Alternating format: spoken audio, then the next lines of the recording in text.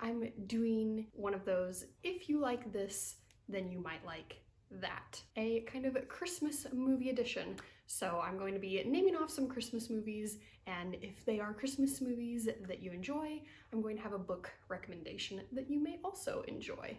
So jumping right in with my personal favorite Christmas movie, The Grinch. And my book recommendation here is that if you like The Grinch, you might like A Man Called Ove by Fredrik Backman. And the real connection here is the main characters.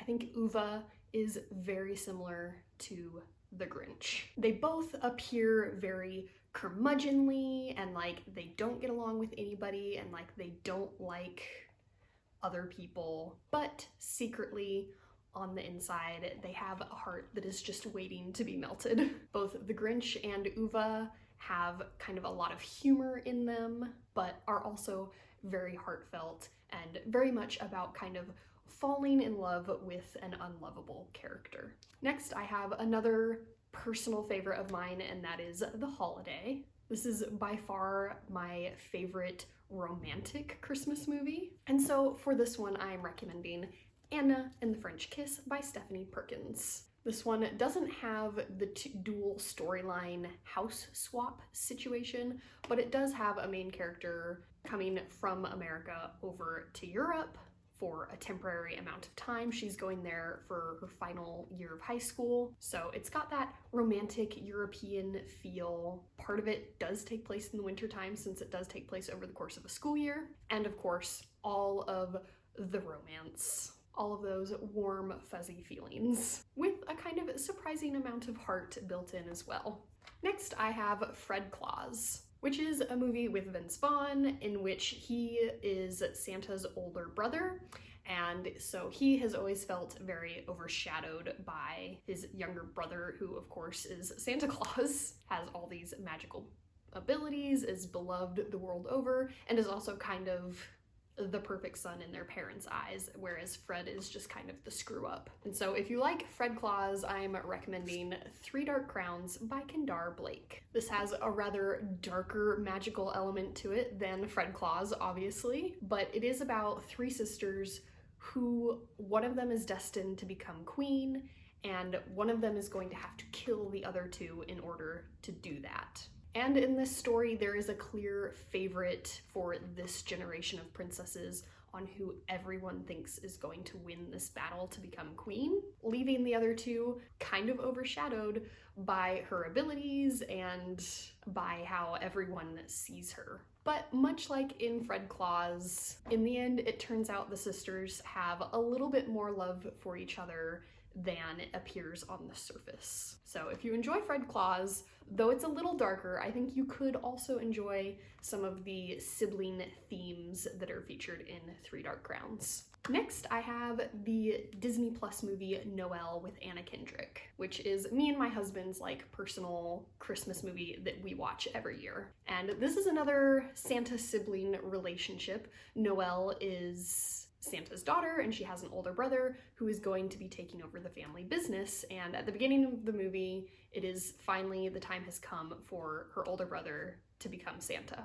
But he doesn't really want the job, so Noelle is kind of having to push him into it, even though she may actually be the one who is better suited for the job. So for this one, I would recommend Dear Emma by Katie Heaney. And this book is also taking place over a school year, and our main character writes kind of an advice column in her college newspaper, but she herself is kind of needing to follow her own advice in this book because she has this crush on this guy and she's sort of letting it take over her life. So the parallel here for me is the fact that our main character in Dear Emma and our main character in Noelle both kind of are not trusting their own abilities and their own instincts as much as they should.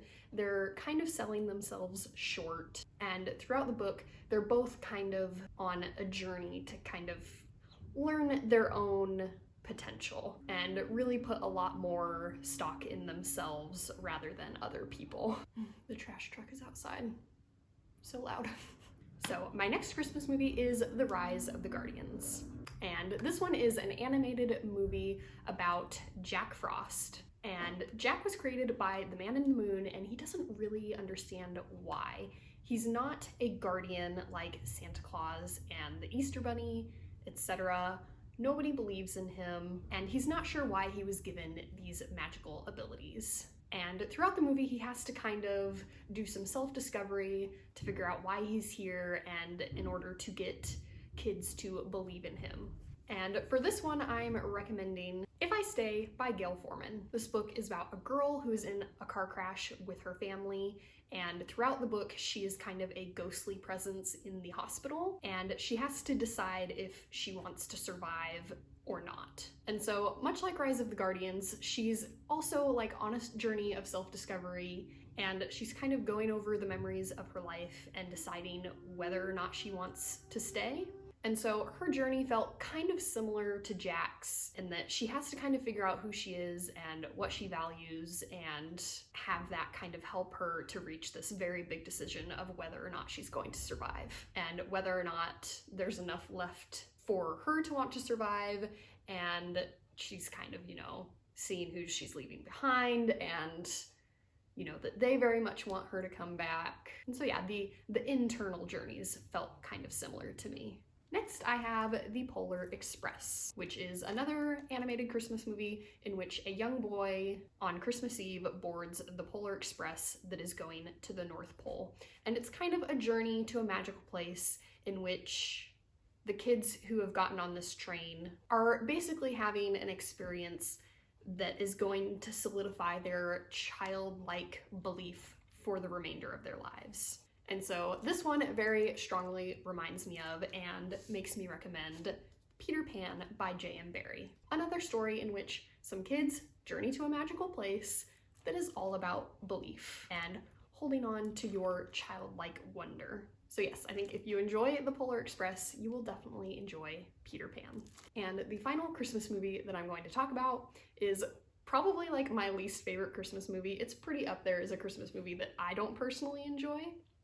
And that is Love Actually. I do enjoy the book I'm about to recommend, so even if you don't enjoy Love Actually, you might enjoy this book or vice versa. But I do think they have some similarities. And that is Miss You by Kate Eberlin. This is a story about two characters whose paths coincidentally cross multiple times in their lives, but like only very minorly, so it's not like they really know each other. They don't even always remember their previous meetings, but it's a romance, so obviously eventually this is all working up to them ending up together. So even though this doesn't follow a bunch of different love stories the way that Love Actually does, it still feels very similar vibes because of the fact that they're meeting multiple times throughout their lives. It's like they're having multiple meet cutes even though they're just one couple. And I feel like it's got kind of a similar tone, similar vibe. So yes, I think if you enjoy Love Actually, you would also enjoy Miss You. So yeah, that was it for my if you like this Christmas movie, then you'll like that book. I hope you enjoyed the recommendations. Let me know down below if you have any Christmas movies that you think would pair well with a certain book. Now on to the quote for today's video, which today I have one from the author John Green. And it goes, "Neither novels nor their readers benefit from attempts to divine whether any facts hide inside a story.